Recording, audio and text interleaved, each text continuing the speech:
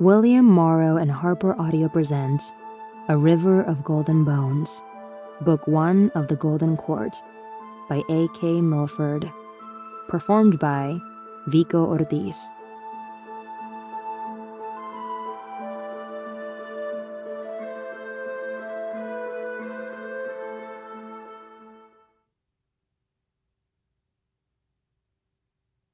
A note before we begin: don't forget to download the accompanying enhancement PDF from your audiobook provider. It contains a cast of characters. To those trying to discover themselves in a world that can be unyielding and unforgiving, this book is for you.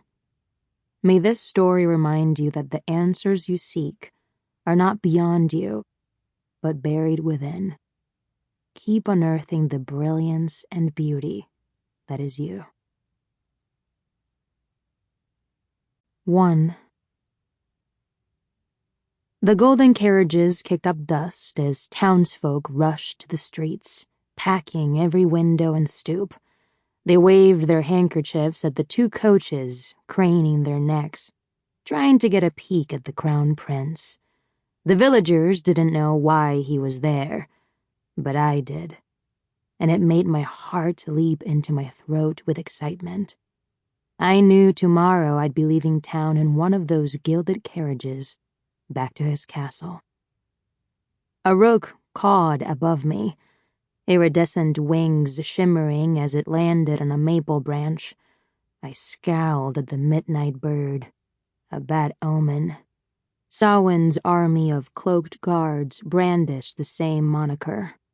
And now, whenever I saw them, my stomach turned sour, sobering me from the thrill of the encroaching carriages. With a frown toward the rook, I leapt from my trusty perch. I didn't need any bad omens today of all days. My gut lurched as the wind rushed around me, and I landed in a crouch. I did a quick scan of the clearing, though I knew no humans were nearby. Their scent would have carried easily through the dry summer forest. I peered back at the maple tree, but the rook had disappeared into the dense foliage. I tucked my amber necklace back under my neckline and dusted the leaves off my threadbare dress. Sticks snapped under my bare feet as I darted downhill. My dress snagged on a thicket of thorns, and I pulled it free, grimacing at the sound of fabric tearing. Velia would have to mend it again. I hated dresses, but Velia insisted I wear them when I ventured from the cabin, as wearing tunics and breeches would only draw more attention. As if I wasn't stared at anyway, being one of the two strange girls who lived in the wood. I shielded my eyes from the glinting sun as I ran, not from the rook, though it still had me a bit spooked, especially with who was coming, but toward the road.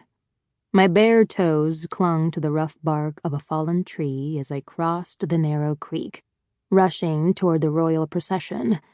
In one of those carriages was Grayman Claudius, the crown prince to the Silver Wolf Kingdom of Damrian. My friend had returned at last. My heart drummed in my ears. I wondered if he looked the same. We'd still been pups the last time I saw him, only 13 years old. Full moons were the only time his father, King Nero, permitted him to visit us here. And only ever as a wolf. It was too risky any other way. For if anyone discovered a gold wolf in this village, the news would surely spread to Samhain. I glanced up again to see if I could spy a rook spying back on me. When no birds caught my eye, I cleared the forest with a swift leap.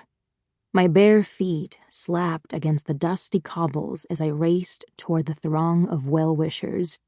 It was with a sense of mischievous contentment that I knew I would be watching the world through their human eyes one last time. Sample complete. Ready to continue?